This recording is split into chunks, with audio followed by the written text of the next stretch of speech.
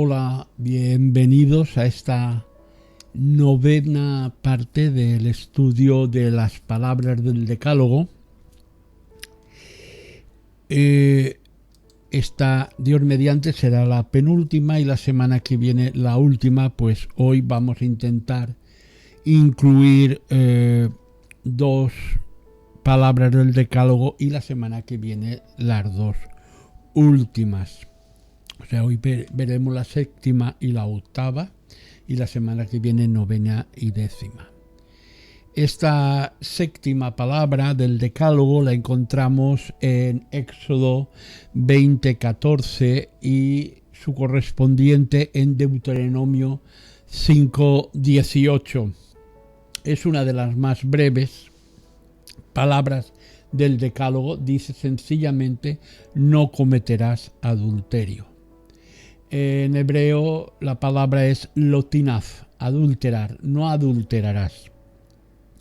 Y no hay más explicación en estas palabras, no hay más promesa, no hay nada. Es lo que dice y ya está, ¿no? Ahora, antes de seguir adelante con el tema del adulterio, habría que puntualizar el hecho del matrimonio de acuerdo a los principios bíblicos. En el capítulo 2 del libro de Génesis vemos que Dios mismo instituye la relación matrimonial, el matrimonio, lo que nosotros conocemos matrimonio hoy día, la relación entre un hombre y una mujer. Vamos al capítulo 3 y del mismo libro de Génesis, y aquí tenemos un relato sacerdotal añadido al capítulo 2, en el cual se nos dan todos los principios, doctrina sobre ese acontecimiento que desarrolla y relata el capítulo 2. Nos enseña, repito, los principios de esta relación matrimonial entre un hombre y una mujer, los motivos por los cuales se establece esta relación. Ahora, de estos pasajes del libro de Génesis, tenemos que ver varios principios. Primero, que esa relación es instituida por Dios mismo. Él considera que no es bueno que el hombre esté solo y por lo tanto el hombre y la mujer estén solos, y establece esa relación, esa unión entre el hombre y la mujer. Y esa relación que Dios Yahvé mismo establece, la establece en el periodo que nosotros conocemos como el tiempo del estado de la inocencia. Esto es, antes de la caída del hombre y de la expulsión del Edén por causa del pecado, y como consecuencia el quebranto de la relación de Dios con el hombre. Es el estado de inocencia, cuando se establecen algunos mandamientos. Antes de la ley, antes de la caída, se establece el mandamiento de la procreación, se establece el mandamiento de la relación entre el hombre y la mujer, se establece el mandamiento del Sabbat, o sea, se establecen una serie de mandamientos antes de la caída del hombre, o sea, en el estado de la inocencia, en el estado en que había una perfecta relación entre Dios y el hombre. Otra cosa, otro segundo punto, es que es Dios mismo, por así decirlo, quien celebra ese primer matrimonio de un hombre y de una mujer en el estado de la inocencia. Por lo tanto, lo que desprendemos de este texto es que el matrimonio bíblico, intervienen un hombre, una mujer y Dios. Es por eso, al final, haciendo un estudio un poco más largo del matrimonio, es por eso que las Sagradas Escrituras le dan el carácter de santo el carácter de santificado a esta relación que se establece libremente entre un hombre y una mujer. Y a través de las Escrituras vemos que Dios mismo adopta esa relación matrimonial, la adopta como un ejemplo de su relación con su pueblo. Y cuando llegamos a la segunda parte de la Biblia, el Nuevo Testamento, vemos que esa relación entre Dios y su iglesia está a través de Cristo, y donde Él se constituye en el esposo y la iglesia la esposa.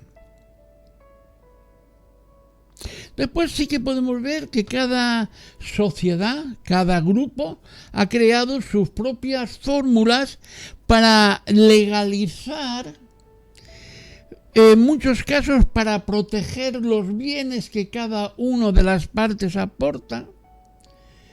Se mantienen tradiciones sin mayor sentido religioso o espiritual, sino las tradiciones y las costumbres. Pero de acuerdo a los principios de la palabra de Dios, habría que entender que el matrimonio, por encima de toda conveniencia social, costumbre, forma, legalidad, el matrimonio bíblico instituido en el Edén antes de la caída del hombre es solamente y exclusivamente para los hijos de Dios. Entonces es solamente y exclusivamente, en primer lugar, aquí en este mandamiento, esta palabra no adulterarás, está dirigida a los hijos de Dios. El matrimonio es un pacto indisoluble delante de Dios. Dios aborrece el divorcio. Decíamos la semana pasada, lo vuelvo a decir. Dios aborrece el divorcio. Es un pacto indisoluble. Es el compromiso que un hombre, una mujer, un esposo, una esposa, esposo, hace ante Yahweh de hacer todo lo posible para brindarse ambos amor incondicional, apoyo en los buenos y malos momentos de la vida, y cumpliendo otros de los preceptos, de los mandamientos establecidos en ese tiempo de la inocencia, procrear, crear una familia. Y esto lo hace para que Dios sea honrado en ese matrimonio.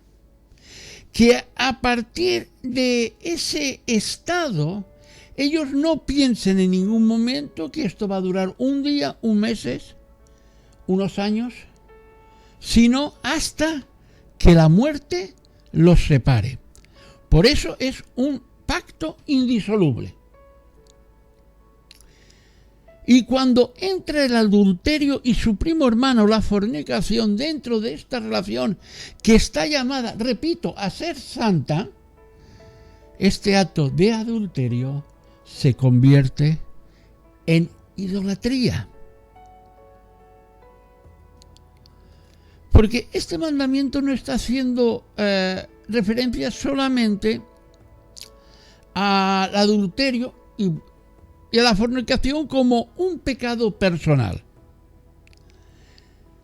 sino que el adulterio apunta directamente a la relación que debe de existir de fidelidad y convierte esa relación en infidelidad matrimonial. Y es un ejemplo de la infidelidad de Israel hacia su Señor y de la Iglesia hacia su Señor. Porque Dios establece con sus hijos un pacto matrimonial que por parte de Dios nunca va a ser quebrado. Dicen los profetas: anda manda y clama a los oídos de Jerusalén diciendo: así dice el Señor, me he acordado de ti, de la fidelidad de tu juventud, del amor de tu desposorio, cuando andabas en pos de mí en el desierto, en tierra no sembrada. Pero por desgracia, después Jeremías tiene que ir hablando de la infidelidad a ese pacto por parte de Israel hacia su Dios. El profeta Isaías dice: yo te desposaré conmigo, el profeta Oseas, yo te desposaré conmigo para siempre. Te desposaré conmigo en justicia, juicio, benignidad y misericordia. Y te desposaré conmigo en fidelidad, y conocerás al Señor. Es en este punto donde podemos empezar a ver el adulterio como un acto idolátrico, como idolatría. Pues este acto se convierte en otro Dios que entra dentro de esa relación matrimonial cuando el único Dios verdadero quien debe de existir. Y ese otro Dios que entra no solo quebranta la fidelidad matrimonial, sino que apunta, nos enseña acerca de la fidelidad de Dios hacia un pueblo que por parte del pueblo a veces es vana e inestable. Las Sagradas Escrituras acentúan siempre la permanente e inquebrantable fidelidad del esposo con sus pactos por su pueblo, de Yahweh con su pueblo. Alabad al Señor, naciones todas, pueblos todos, alabarle. ¿Por qué? Porque ha engrandecido sobre nosotros su misericordia, y la fidelidad del Señor es para siempre. Aleluya. Salmo 117. ¿Por qué hay que alabarle? Porque su fidelidad es para siempre, porque su misericordia para con su pueblo es inquebrantable. Y es que la verdadera felicidad, libertad, solo es posible cuando el hombre tiene por objetivo la fidelidad. Cuando ser fieles no es mi meta.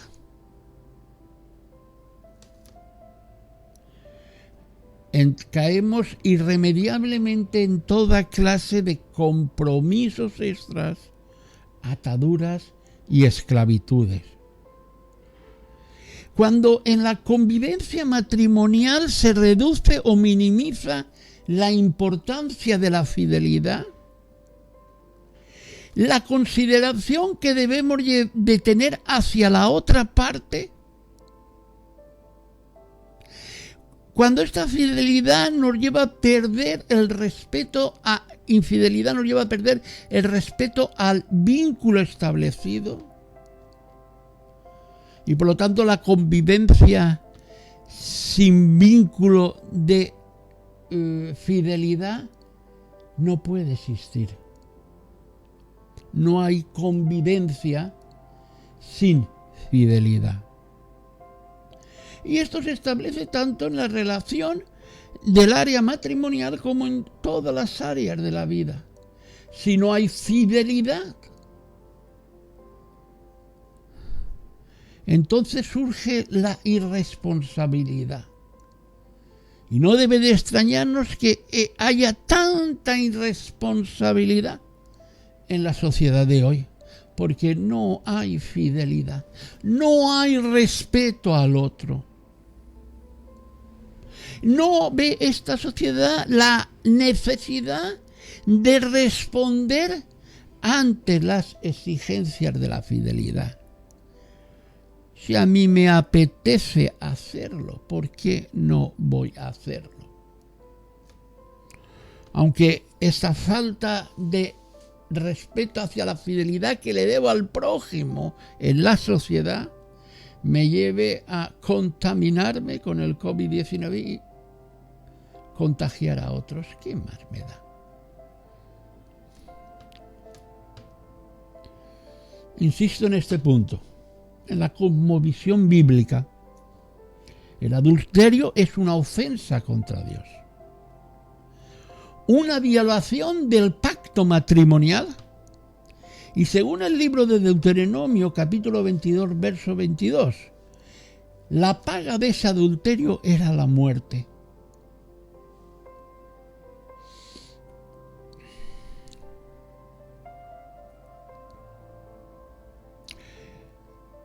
La Biblia identifica no solamente como pecado de idolatría, no solo el adulterio, sino también toda actividad sexual fuera del contexto del matrimonio, entre un hombre y una mujer. Entre un hombre y una mujer. Es aplicable este concepto tanto al varón como a la hembra. Y si el libro de Deuteronomio dice que las consecuencias de esto es la muerte, Yeshua HaMashiach, en su enseñanza, él va aún más allá. Y dice que no solo es pecado la actividad sexual fuera del matrimonio, sino también la lujuria o el deseo sexual dirigido hacia alguien que no es tu cónyuge. En Mateo 5, 27, 30, en la Nueva Versión Internacional, leemos: no cometas adulterio. Pero yo les digo que cualquiera que mira a una mujer, y esto vale para cualquiera que mira a un hombre, y lo codicia, ya ha cometido adulterio con él o con ella en el corazón. Y sigue diciendo: por tanto, si tu ojo derecho te hace pecar, sácatelo y tíralo. Más te vale perder una sola parte de tu cuerpo y no que todo él sea arrojado al infierno. Y aquí por la palabra infierno hay que entender que lo que se emplea es el término Genea. O sea, el valle donde eran arrojados los cuerpos de los condenados a la pena capital, o sea, a la muerte. Como decía el Deuteronomio, en cuanto a este pecado, debe morir. Jesús dice, más vale perder una parte de tu cuerpo que no que tu fin sea terminar como todos los condenados a la muerte, siendo echados al Genea. Y si tu mano derecha te hace pecar, córtatela y arrójala. Más te vale perder una sola parte de tu cuerpo y no que todo él vaya al infierno, a ese mismo lugar. Esta prohibición divina, porque es un mandamiento negativo, puede ser analizada de manera positiva, o sea, lo que se desea lograr con el mandamiento, y negativa, lo que se desea evitar. Vayamos por la segunda parte, de manera negativa. Primeramente, la prohibición busca que el pueblo se corrompa y se creen imágenes falsas de Dios que contradicen su carácter. Cuánto chiste, cuánta broma, cuánto cuentos sobre la relajación en las relaciones sexuales hay. No voy a decirlas por aquí, pero me conozco unos cuantos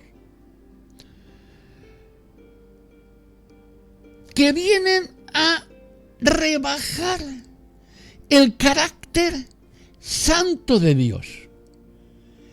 Nos crea una imagen de Dios que Dios no es así. Dios no le importan estas cosas. Sí, le importan estas cosas. Porque su carácter es absolutamente santo. La Biblia no tiene otra manera de expresar su santidad. Cuando dice santo, santo, santo, es la manera más grande de expresar su santidad. Es absolutamente santo.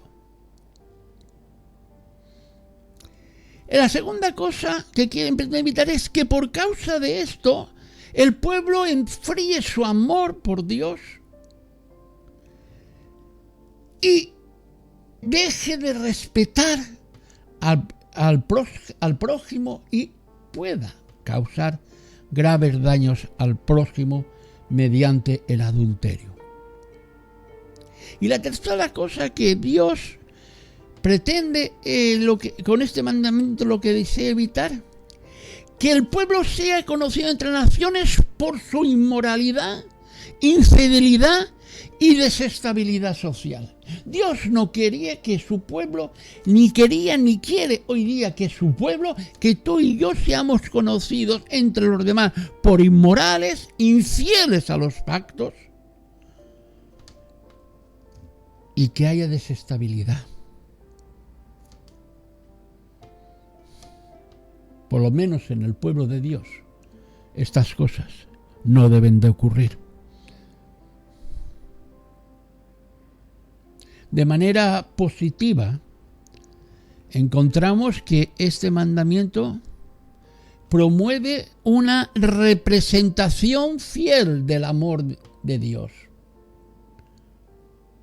Un amor que está sostenido por un pacto, por un compromiso. Este mandamiento positivamente promueve el amor a Dios y el amor al prójimo, el respeto al prójimo. La seguridad de que tu cónyuge puede estar tranquilo, tranquila. Y cuando en los elementos básicos de la sociedad hay respeto, me refiero a la familia, hay respeto, hay fidelidad, hay entrega y hay valores que van por encima de mediocridades, podemos pensar que una sociedad puede apuntar hacia lo bueno. Pero cuando no existe esto, la sociedad va mal. La tercera cosa positiva es que protege y exacta el pacto matrimonial, el cual es un misterio glorioso que apunta a cuando la segunda venida del Mesías vendrá en gloria a buscar a su pueblo, no a dos pueblos, ni a su pueblo redimido para participar en las bodas del Cordero, cuando el esposo venga a por la esposa. Todas estas observaciones pueden ser resumidas en la idea bíblica de una palabra que es sedaká. Usualmente esta palabra es traducido como caridad. Si yo voy a dar una limosna a los necesitados, nosotros decimos limosna porque empleamos la derivación de la palabra árabe almoina, pero cuando yo voy a hacer sedaká.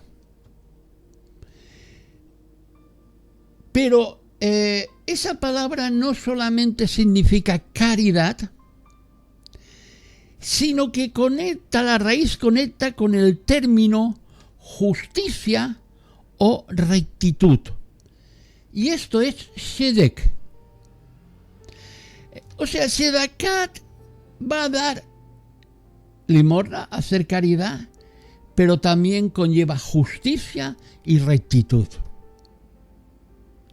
Y también incluye esa palabra Sedek, misericordia, amabilidad, fidelidad. En resumidas cuentas, el adulterio es una distorsión y contradicción de la imagen de Dios expresada en su justicia y rectitud, en su sedek, en su sedaká. Entonces el mandamiento a no cometer adulterio busca promover la justicia y la rectitud. Sedec en el pueblo de Israel y en la iglesia. Un importante atributo de Dios es que Él es leal, recto, fiel a su pacto. Esto es claramente expresado en Deuteronomio 7:9. Reconoce pues que el Señor tu Dios es Dios, el Dios fiel, que guarda su pacto y su misericordia, Sedec, hasta 1000 generaciones con aquellos que le aman y guardan sus mandamientos. Muchos expertos han comentado que la palabra traducida como misericordia en este versículo, Shedaká, en hebreo, caridad, en griego, amor, ágape, puede ser traducido como amor leal o lealtad amorosa. O como lo traduce la Nueva Versión Internacional, expresando que Dios muestra su fiel amor a quienes lo aman. La palabra Sedec indica la combinación de sentimientos muy profundos que marca la relación entre dos personas. No es algo lisonjero, no es algo pasajero, no, son combinación de sentimientos profundos que marcan la relación de estas dos personas, pero que conforme va el tiempo pasando van entrelazándose más y más, y es un vínculo auténtico y constante que se va respaldando, reforzando. Por eso, este vínculo matrimonial tiene que llevar consigo el amor, la fidelidad, la misericordia, la bondad y la ternura. Sin esto no puede haber vínculo matrimonial. Y surgirá el adulterio, y surgirá la fornicación. Y surgirá el desprecio, la desgana, la falta de honrar a otro. El adulterio, la fornicación, es una distorsión del amor Sedec. Dice el libro de Proverbios: más el que comete adulterio es falto de entendimiento, corrompe su alma el que tal hace. Proverbios 6:32. Y Pablo en la primera carta a los tesalonicenses, y hay mucho más de esto, pero no me voy a meter, pero en la primera carta a los tesalonicenses 4:7 dice: pues no nos ha llamado Dios a inmundicia, sino a santificación. Y esto solamente lo podemos conseguir con el tipo de amor Sedec, lo que hemos traducido como ágape. En la Biblia, el amor Sedec, esa característica describe a Dios de una manera muy especial. En el Salmo 136, versos del 1 al 26, leemos una serie que no voy a leerlo, porque para siempre su misericordia, para siempre Sedec, para siempre Sedec, para siempre Sedec, para siempre es ese amor. Porque Él es rey, porque para siempre, nos ha hecho porque para siempre, y recalca esa característica de Dios. Pero también es un mandamiento, es un misbosh para Israel, y debe ser un mandamiento, un misbosh para nosotros, expresar nuestro amor Sedec hacia Dios, nuestra fidelidad hacia Dios. No va a entrar nada más, no va a entrar otro Dios en esa relación. Oh, hombre, Él te ha declarado lo que es bueno. ¿Y qué pide el Señor de ti? Solamente hacer justicia y amar misericordia, Sedec, y humillarte ante tu Dios.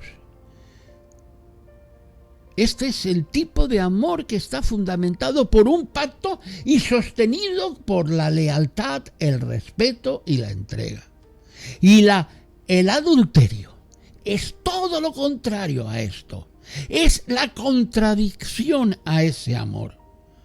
Es por lo cual, como va en contra de la misma naturaleza de Dios, que es Sedec, Cuando algo viene a quebrar ese pacto por parte de nosotros, Dios lo aborrece, el quebrantamiento del pacto.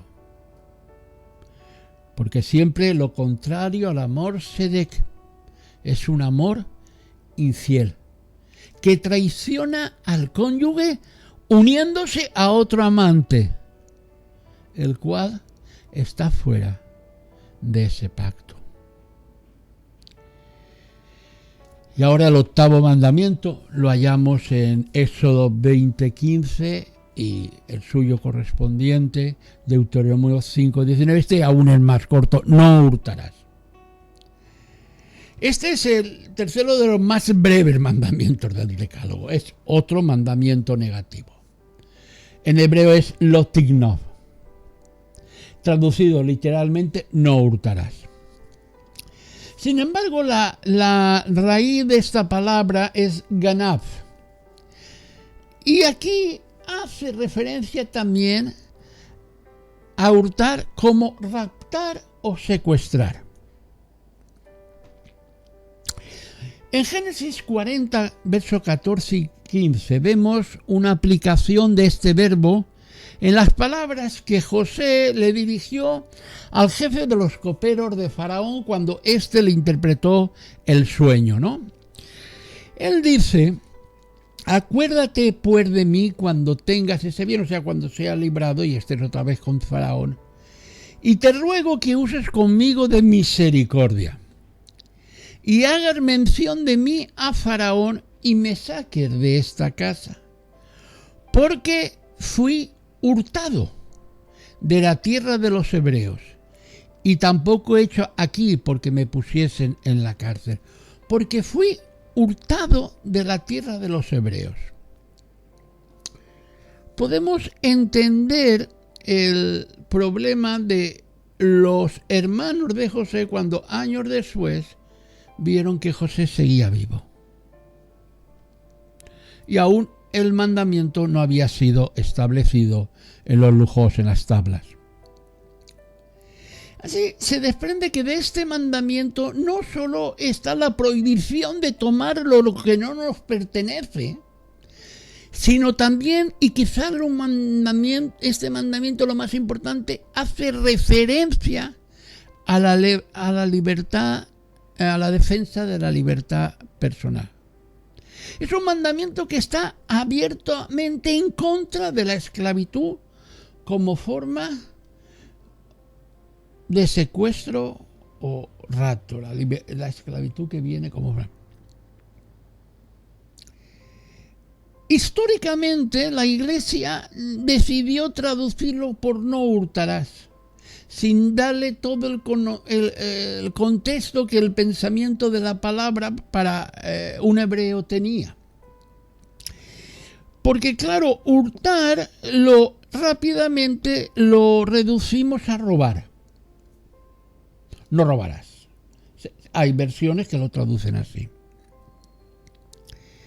Pero cuando entendemos que hurtar también se refiere en cuanto a hacer esclavo al prójimo, pues hay muchas leyes que hemos visto y algunas que gracias a Dios han desaparecido. No hubiera existido si se hubiera entendido el derecho de pernada de la Edad Media. No hubiera existido el que los que trabajaban para los señores eran siervos, no llegaban a esclavos, pero eran siervos, que no tenían derecho a nada, y si el Señor les quitaba el pedazo de tierra que les había dado para que vivieran y pagaran sus impuestos al Señor, al conde, al marqués, al rey, pues y nos hubiera tirado esa tierra, la familia hubiera muerto de hambre. No hubiéramos puesto las civilizaciones cristianas, no hubieran, por desgracia, como se hizo, entendido la esclavitud y muchas más aberraciones. Es un mandamiento que va en contra de la libertad del individuo. No se hubiera podido, si esto se hubiera entendido, que podíamos robarle la libertad a alguien porque pensara de manera distinta. o fuera de otro color distinto, o tuviera una religión distinta, incluso a robarles la vida. En el siglo XXI yo diría que el significado extenso de este mandamiento es que es un mandamiento que va en contra de la trata de mujeres para cualquier uso. Estas mafias que vemos de traer mujeres para la prostitución, porque va en contra del secuestro para esclavizar.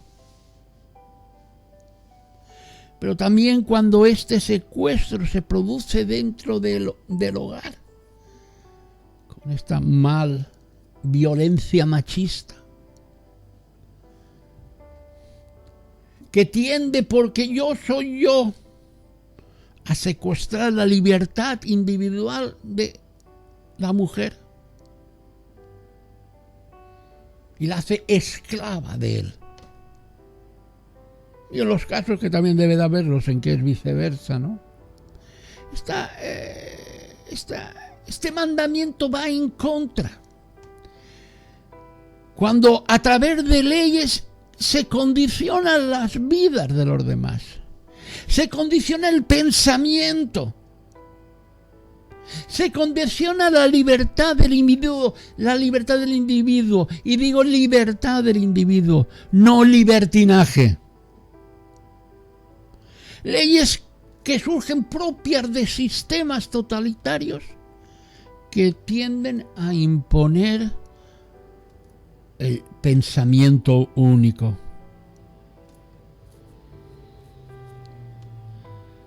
En este sentido, es muy esclarecedor el pasaje del Levítico 25, del 8 al 55, particularmente los versículos 39 al 42.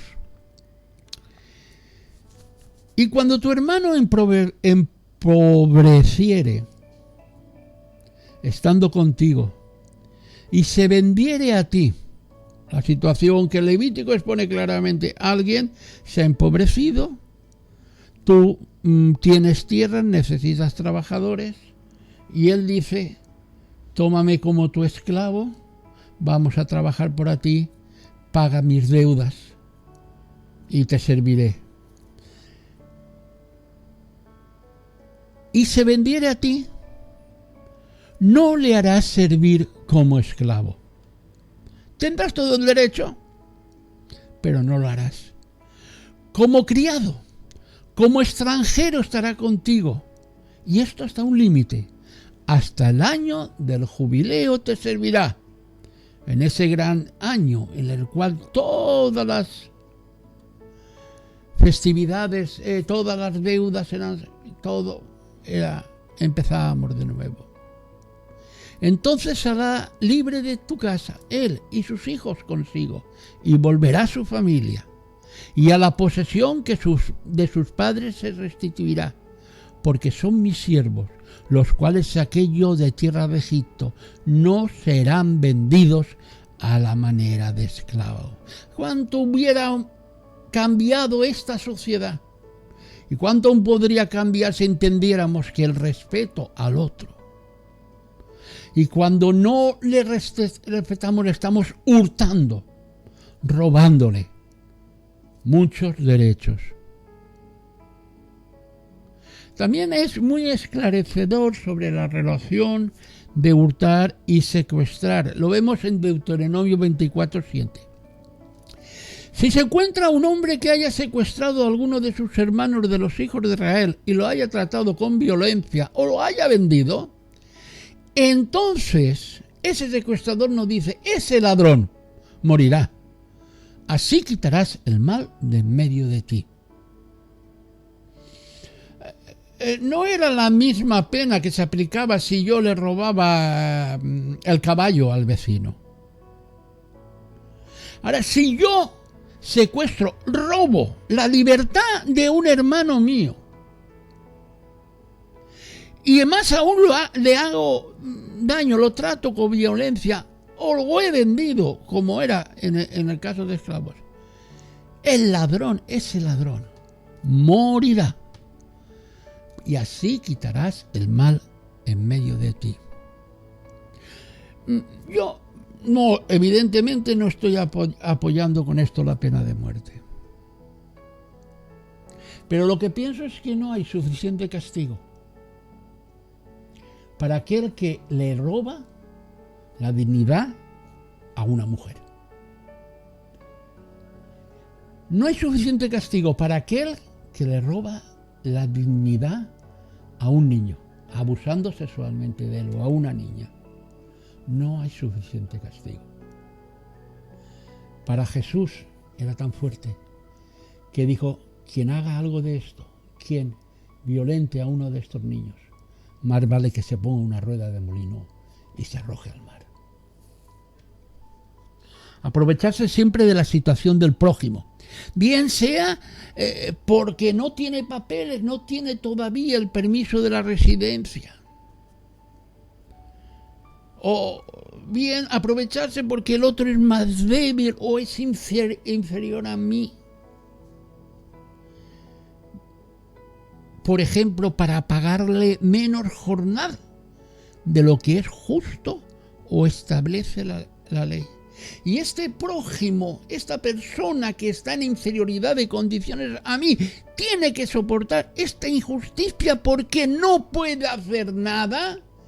Esto es esclavitud. Y este mandamiento me dice que no puedo hurtar nada de lo que sea a mi prójimo. ¿Quién fue aquel que amó más? Dice Jesús. Triste que en el siglo XXI, en nuestra sociedad, entre comillas, las comillas claro no se ven, pero nuestra sociedad de bienestar, de adelanto, de libertades, donde estamos intentando, analizando Marte y pensando en irnos de aquí de la Tierra, aquí, en esta Tierra, haya tanta robo y tanta injusticia, que este octavo mandamiento sea tan continuamente quebrado. Que el Señor os bendiga.